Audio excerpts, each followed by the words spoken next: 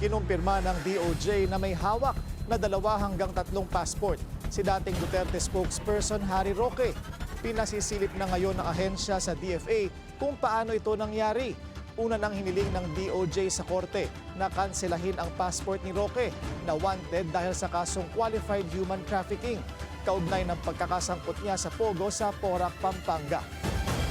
Ayun ang aming nakita na maaring paliwanag sa kanyang mga pag-alis kasi hindi nag-a-alarm Hindi nag-a-alarm kasi meron ng lookout bulletin yan Parehong regular passport. Di bali sana kung official pa rin siya, meron siyang diplomatic tsaka meron siyang regular.